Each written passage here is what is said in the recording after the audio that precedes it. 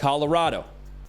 Coach Prime and company, no Travis Hunter, which you hate for this game for a number of reasons. Going to Oregon, Autzen Stadium. Oregon is favored by 21 points, 3:30 Eastern on ABC. Now, there is, I think, a great amount for Colorado that will be personal in this game, not only because Dan Lanning, when Colorado was moving to the Big 12, said, well, what if they really won in this conference? And then Oregon, of course, left for the Big 10, so it's kind of just a weird situation as a whole. I promise you, Deion Sanders will take that, even though it wasn't a shot at Colorado, even though it wasn't a shot at his team or Coach Prime or anything. It pales in comparison to what Jay Norvell said. Even though it's not a direct shot at him, they will find a way to take that, package it up, channel it, fuel it, and make it a thing in this game. I promise you. They will have that edge. They will have that chip on their shoulder. And for Colorado now, this is their chance. This is their chance to, I think, further legitimize who they are. Two things can be true. You can be extremely impressed with Colorado and what they've done so far and still say, I need to see it against higher level competition. I need to see it against an Oregon. I need to see it against the USC. Well, in this game, they got Oregon. But if they are going to beat a team like Oregon, if we finish this game, 0-0 and Colorado wins this football game, another 3-touchdown spread just dismantled by Coach Prime and company, there's no more belief talk. There's no more do you believe, do you not believe. Like at this point, seeing is believing. And for us to see Colorado beat a team like Oregon, that would be all the belief in the world that I think anybody needs. Really quickly, make sure you're subscribed right here. College football, only college football. This show, The Hard Count, live. Not once, not twice, but 3 times a week. Prediction Tuesday, Big Time Wednesday, giving you our top 10 teams. On Thursdays, give you our final thoughts for all the big time matchups. We want you dialed in right here. It's college football season. We celebrate it on here. There's no half-stepping, no agendas, no additives. We talk about it a lot. No high fructose corn syrup into this show. Just ball, only ball. You love this sport. We love this sport. Fall Saturdays are what this whole thing revolves around, but we talk ball every day. Make sure you're subscribed. You can also follow me on Instagram and on Twitter at JD Piquel. Tell me I'm wrong. Tell me what you agree with. We want to incorporate y'all into this show as much as possible, so we appreciate y'all in advance for being dialed in. For Oregon, this is their chance to prove that they are who we think they are. Right? Because they're 3-touchdown favorites in this game. It's at home. A lot of talk about Bo Nix, and you see the bodacious Nike campaign going on, and that's just genius if you ask me. All eyes are on them in this one. All the pressure is on them to make a statement and to prove just what I said, that they are who we think they are. If Oregon's going to be a team that goes and plays for the college football playoff and wins the Pac-12, it starts with doing what we expect them to do against a team like Colorado. And when I say we, I mean the public as it pertains to Oregon being favored by 3 touchdowns. Now, can they win this game, period, is what we're going to talk about right now. And the early pace for this one is extremely important. It is paramount for Colorado to start fast in this football game. Colorado, the skill on the outside for them is the matchup you have to watch against this Oregon secondary. This Oregon secondary, a little bit suspect. Good, not great. Didn't look elite against Texas Tech. Texas Tech hung up a fair amount of passing yards against them. I know it was in Lubbock. I'm not worried about that. I'm just saying, if you're Colorado, that is your matchup you like every single game, but especially in this game, you have got to have it. Have got to have it. You got to make it a track meet. You're top 5 in the country in terms of passes attempted per game for a reason, because you got Shedeur Sanders, but the playmakers on the outside with no Travis Hunter, you got to have a guy like Jimmy Horn step up. Xavier Weaver has been a problem all year long for Colorado, a mismatch nightmare for teams. He's got to step up. This has to be the way that they get down early. I want to see Colorado go up 14-0 first quarter, because what that does then, Oregon and their line of scrimmage edge that they have, that starts to deteriorate, because Colorado's not going to be a team that tries to pound the rock early in this one. They'll get it to Dylan Edwards in space, the running back, and they'll let him work a little bit, but it's not going to be a thing where they say, okay, our big guys versus your big guys. Colorado's got some self-awareness here. They know their bread and butter is on the outside. They know they got one of the best quarterbacks in the country. They're going to swing for the fence early and try and get Oregon off balance. Now, if Oregon is able to minimize that, if Oregon's able to kind of put a lid on that pass game for Colorado and cause them to have a figure-it-out period early in this game, well, the momentum shifts back to Oregon, and it plays into Oregon's hands and their matchup of what they can do up front. this Colorado front seven, it is no secret. Coach Prime knows it. We know it. We're all on the same page here. The issue for Colorado to this point in the year has been on the defensive side of the football. And that front seven, they have allowed over 200 yards rushing 2 of the 3 games they've played, against TCU and against Nebraska. It's not great. That has to, in some way, shape, or form, be remedied.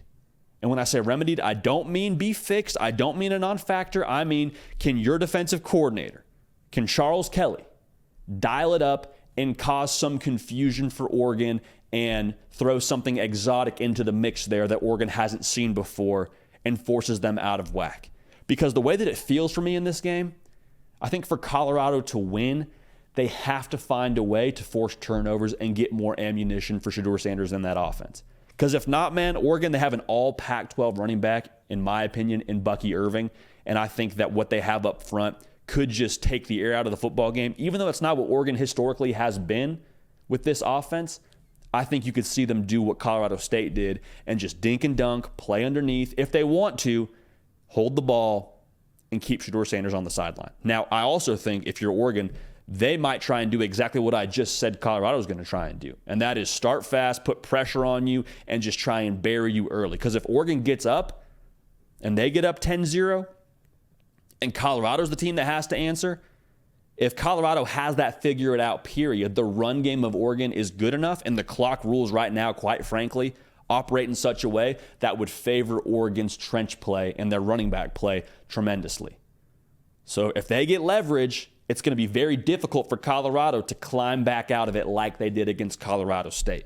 I'm not saying it can't happen. I'm saying that's not a world you want to find yourself in if you're Colorado, because it favors Oregon in every facet of that situation.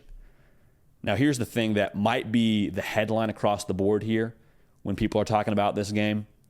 The quarterback duel between Shedeur Sanders and Bo Nix. Both guys getting Heisman buzz that is absolutely deserved. But this game for them, it may not be about stats. Like, do not be surprised if the winning quarterback has 300, 275, 2 touchdowns, no picks.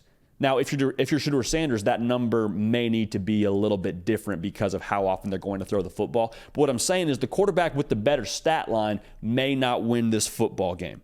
I think for this one, it's going to be all about being timely, being efficient, and not turning the football over. Cannot stress that enough. It's cliche, it's coach speak. Hey, don't turn the football over. Hey, it's hard to win when you don't win the turnover battle.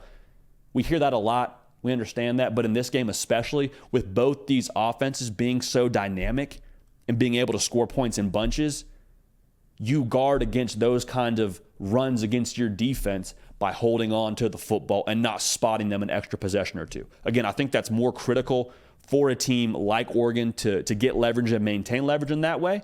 But if you're Colorado, man, like I was just saying, you cannot give it away multiple times. You cannot have a situation for Shedeur Sanders where he throws 2 interceptions and then Oregon gets to run the football, put together longer drives, keep you on the field, and wouldn't you know it, you get the ball back, but you have like 2 minutes to go in that quarter, and you got to work quickly now and play catch-up. Not a way you want to live. I also think within that same vein, especially for Colorado, if they're going to win this football game, a scenario that's out there for them is Shedeur Sanders putting on the cape, saying no Travis Hunter, no problem. You look under that number 2 jersey, there's a big old S on his chest, and he just goes takeover mode. Like that's a certain factor in this game that I don't know we can account for when we break it down right now.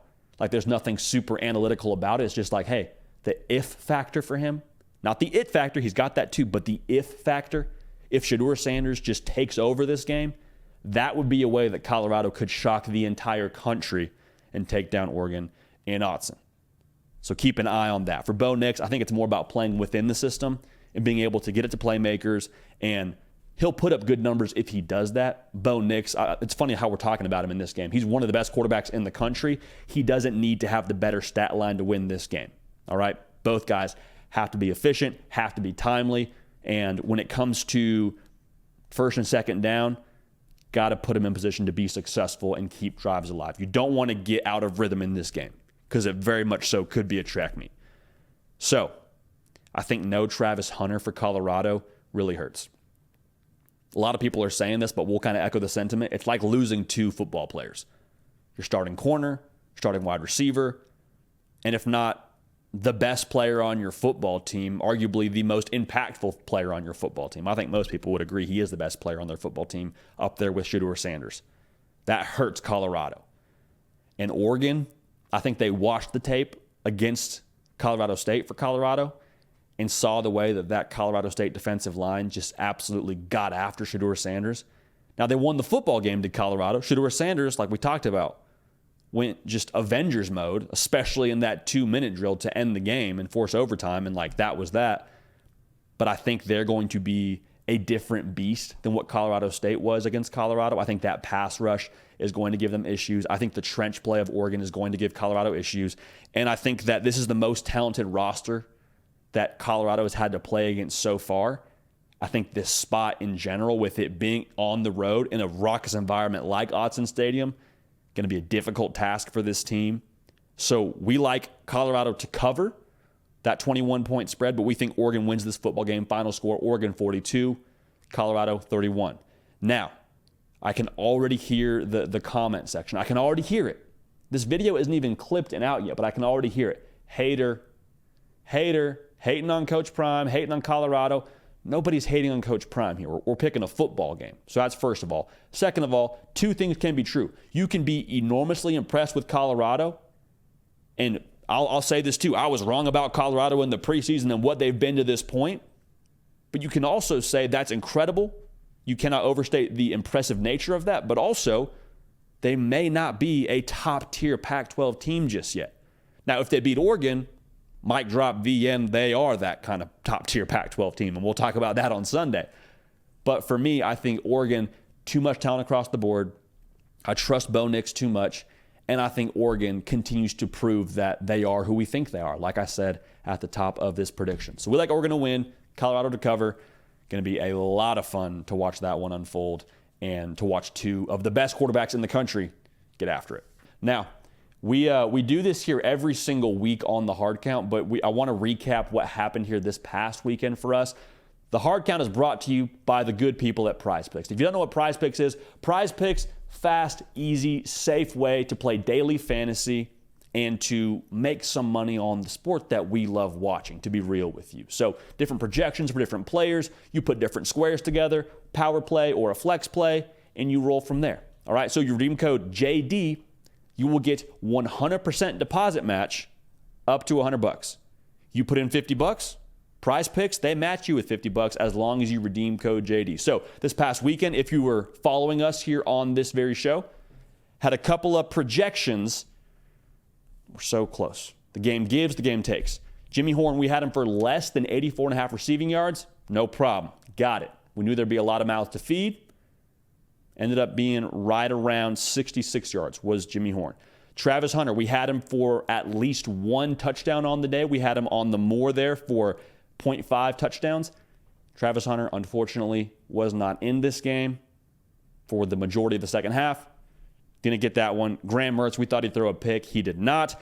Jaden Daniels got not 1, but 2 rushing touchdowns to get the more there on the 0.5. Shedeur Sanders, no problem, 341.5 yards, more there. That hit.